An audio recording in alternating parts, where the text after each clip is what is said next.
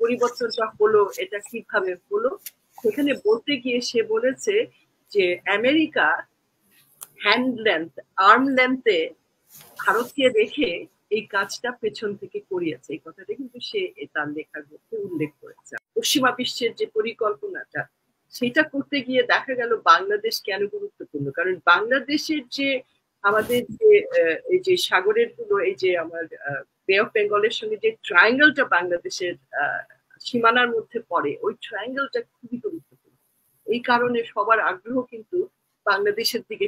শেখ হাসিনার বিকল্প তো তাদের কাছে নাই।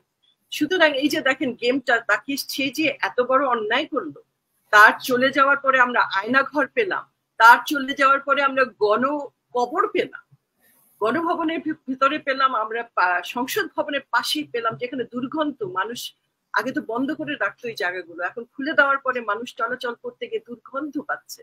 মৃতদেহ, বাচ্চাদের মৃতদেহ পড়ে গেছে, যাদের ব্যাকপ্যাক ছিল, যাদের আইডি কার্ড ছিল, ওখানে তো ওরা বলেছে প্রায় 10-12টা লাশ পেয়েছে। পরিস্থিতিটা তো আমরা আসলে এটা নিয়ে আলোচনা করেছি আপনার এই টেবিল টকে হাসিনা। সেখানে এখানে তো অ্যাকচুয়ালি এই যে সরকার, এই সরকারটা তো আমরা জানি যে সরকারটা কিভাবে এত শক্তিশালী হয়ে উঠেছিল একটা সময়ের ব্যবধানে, এবং প্রথম থেকেই তাদের যে একটা সাজস ছিল। এখন বলতে বাধা নাই যে ভারত সবসময় সরাসরি ভাবে সরকারকে মদত দিয়েছে, এবং এত একটা পর্যায়ে গিয়ে ওরা এত নির্লজ্জ এবং এত ডেসপারেট হয়ে গেছিল যে লুকা ছাপাটা একটা সাধারণ যে ডিপ্লোম্যাটিক একটা যে দুটা দেশের মধ্যে যে একটা চক্ষু লজ্জা বা একটা লেয়ার থাকে, সেটাও তারা অতিক্রম করে চলে গেছিল এমন একটা অবস্থায়, ডেসপারেশনে। তো এই যে ভেবেছিল যে তাদের কেউ সরাতে পারবে না, কিন্তু তারপরেও আমরা জানি যে আমরা আপনার কি ভদ্রলোকের নাম, ওই যে নর্থ ওয়েস্ট ইয়েতে নন্দী, চন্দন নন্দীর লেখাটা কিন্তু খুবই আমি মনে করেছি তাৎপর্যপূর্ণ, যেটা হাসিনা চলে যাওয়ার, পালিয়ে যাওয়ার 2 দিন পরে যে লেখাটা ছাপা হয়েছিল, সেখানে 4টা পয়েন্ট আমি খেয়াল করেছি। 1 নম্বর সে বলেছে, খুবই গুরুত্বপূর্ণ, 1 নম্বর সে বলেছিল যে কিভাবে বাংলাদেশে কাজ করে, এবং এই যে শেখ হাসিনার এই যে অপ্রত্যাশিত তাকে পালিয়ে যেতে হয়েছে, এটার পিছনে এর একটা ব্যর্থতা উনি উল্লেখ করেছিলেন ওখানে। 1 নম্বর। 2 নম্বর বলেছে, খুবই গুরুত্বপূর্ণ, এটা আপনারা খেয়াল করবেন এবং দেশবাসীর খেয়াল করা দরকার। সেখানে বলেছে শেখ সাহেবের মৃত্যু মানে বলেছে 49 ইয়ার্স, মানে 49 বছর আগে শেখ হাসিনা ওয়াজ রিক্রুটেড শব্দটা ব্যবহার করেছে। আমার সহ আলোচকদেরও আমি বলতে চাই যে এটা খেয়াল করবেন। সে বলেছে Sheikh Hasina was recruited after the assassination of her father. এই কথাটা সে বলেছে স্পেসিফিকলি। 2 নম্বর। 3 নম্বর বলেছে যে যে এই যে পরিবর্তনটা হলো এটা কিভাবে হলো, সেখানে বলতে গিয়ে সে বলেছে যে আমেরিকা আর্ম লেন্থে ভারতকে রেখে এই কাজটা পেছন থেকে করিয়েছে। এই কথাটা কিন্তু সে তার লেখার মধ্যে উল্লেখ করেছে। আমি নিজে পড়েছি এবং গতকালকে আবার পড়েছি, তাতে করে খেয়াল করলাম খুবই খুবই গুরুত্বপূর্ণ 3টা বিষয় কিন্তু এখানে ছিল লেখাটা, যার সঙ্গে আমরা যদি যুক্তিসঙ্গত ভাবে বা লজিক্যালি পুরো আমাদের মানে যে পরিস্থিতির উদ্ভব হয়েছিল ওই সময়ে, এই যে গত আপনার 5ই জুলাই থেকে যে পরিস্থিতিটা উদ্ভব হয়েছিল, বিশেষ করে যে অ্যাগ্রেশনটা সরকার আমাদের প্রজন্ম, আমাদের জনগণের বিরুদ্ধে যে অবস্থানটা নিয়েছিল, সেইটার পরের থেকে যে অ্যানালিসিস গুলো হয়েছিল, যে পরিস্থিতি ডেভেলপ করেছিল যেভাবে, সেটার দিকে তাকালে বোঝা যায় যে এটার মধ্যে বেশ যুক্তিসঙ্গতা আছে। চন্দন নন্দী সাহেব তিনি খুবই আলোচিত, কিন্তু আমার ধারণা যে তার সঙ্গে রয়েরও একটা প্যাসিভ, কারণ তো অনেকভাবে কাজ করে আমরা জানি, তাদের অনেকগুলো লেয়ার আছে, এবং বাংলাদেশে তারা ভীষণ মানে খুব খুব গভীরভাবে কাজ করে, এই কারণে যে বাংলাদেশ তাদের জন্য আমেরিকা, পশ্চিমা বিশ্বের জন্য হঠাৎ করে খুবই গুরুত্বপূর্ণ হয়ে গেছে।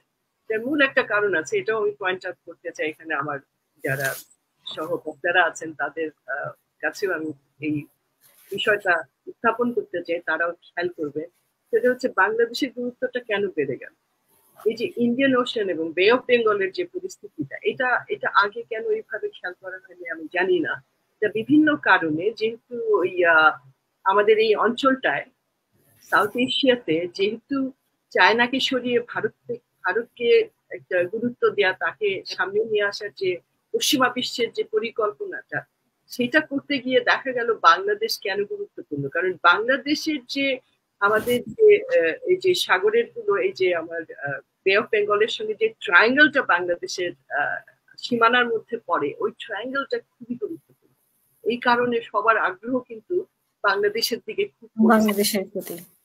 এই জন্য বিশ্ব দেখেন আমেরিকাও খুব আগ্রহ প্রকাশ করছে। আজকে দেখেন আমেরিকাতে বারবার বাংলাদেশের উল্লেখ করা হচ্ছে বিভিন্ন জায়গায়। আগে কিন্তু বাংলাদেশকে ওরা ইগনোর করতো, কারণ তাদের প্রায়োরিটি যে লিস্টটা আছে তার মধ্যে বাংলাদেশ অনেক নিচে পড়ে থাকতো। কিন্তু ভারত, চায়না, এই যে কনফ্লিক্টটা বা এই যে গ্লোবাল যে জিওপলিটিক্যাল যে বাস্তবতাটা, সেইটার পরিপ্রেক্ষিতে বাংলাদেশের গুরুত্ব অনেক বেড়ে গেছে। তো এখন অনেক ইন্ডিয়ানরা বলছে যে আমেরিকা এটার পেছনে ছিল। আমারও ধারণা আমেরিকা না থাকলে আমাদের সেনাপ্রধান এরকম একটা উদ্যোগ নিত না। আমারও ধারণা এটা প্যাসিভলি শেষ করবেন। আচ্ছা, তো যেটা বলছিলেন আপনি, যে প্রশ্নটা আপনি করতে চাচ্ছিলেন, যে এইটা কিন্তু ভারত তো ছেড়ে দিবে না। ভারতের পররাষ্ট্রমন্ত্রী তো ওপেনলি বলেছে যে বাংলাদেশকে আমাদের পার্টিশনের সময় ছেড়ে দেওয়াটা খুব ভুল হয়েছে। এটার কারণ হিসেবে সে বলেছে, কারণ বাংলাদেশ হচ্ছে ভারতের জন্য একটা natural connectivity with the seven sisters, বুঝছেন, ওই যে 7টা যে রাজ্য আছে, ন্যাচারাল কানেক্টিভিটি, সেই জন্য ওরা আরো ডেসপারেটলি। এবং শেখ হাসিনা ছাড়া তাদের তো, শেখ হাসিনাকে তো তারা দীর্ঘ 6 বছর ট্রেন করেছে। আমরা voice of America Sirajul Islam সাহেবের লেখায় পড়েছি, উনি তো পরিষ্কার ভাবে বলেছেন শেখ হাসিনাকে রয়ের একজন এজেন্টকে যেভাবে ট্রেন করা হয় মানসিক ভাবে, শারীরিক ভাবে এবং সবকিছু সেইভাবে তৈরি করেছে, কৌশলগতভাবে তাকে তৈরি করেছে। এটা কিন্তু সিরাজুল ইসলাম সাহেব রিপোর্ট করছেন। যদি তাই হয় তো শেখ হাসিনার বিকল্প তো তাদের কাছে নাই। সুতরাং এই যে দেখেন গেমটা, তাকে সে যে এত বড় অন্যায় করলো, তার চলে যাওয়ার পরে আমরা আয়না ঘর পেলাম, তার চলে যাওয়ার পরে আমরা গণকবর পেলাম, গণভবনের ভিতরে পেলাম, আমরা সংসদ ভবনের পাশেই পেলাম, যেখানে দুর্গন্ধ, মানুষ আগে তো বন্ধ করে রাখতো এই জায়গাগুলো, এখন খুলে দেওয়ার পরে মানুষ চলাচল করতে গিয়ে দুর্গন্ধ পাচ্ছে। মৃতদেহ, বাচ্চাদের মৃতদেহ পড়ে গেছে, যাদের ব্যাকপ্যাক ছিল, যাদের আইডি কার্ড ছিল, ওখানে তো ওরা বলেছে প্রায় 10-12টা লাশ পেয়েছে তারা। তো এইরকম একটা পরিস্থিতির পরেও শেখ হাসিনা কোন মুখে, বা তার ছেলে কোন, আমি বুঝি না এটা আমাদের দেশটা এখন কোথায় চলে গেছে। বা এই যে ভারতের যে প্রচারণা, আপনি দেখেন কত নির্লজ্জ। যখন আন্দোলন হচ্ছিল তখন তারা কিভাবে কথা বলছিল, তখন আন্দোলনের পক্ষে কথা বলছে, তারপরে এখন হঠাৎ করে সব উল্টে গেল। আপনি দেখেন কংগ্রেসের ভূমিকা দেখেন, রাজীব গান্ধীরা হচ্ছে নতুন প্রজন্ম। আমরা আশা করেছিলাম যে রাজীব গান্ধী বাংলাদেশকে অন্যভাবে দেখবে, কিন্তু দেখছি যে তারা মোদি, রাজীব গান্ধী একসঙ্গে হয়ে গেছে, তারা একই রকম কথা বলছে। রাহুল গান্ধী রাহুল গান্ধী রাজীব বলছি, রাহুল গান্ধী। হ্যাঁ, শেষ করবেন রীতা রহমান।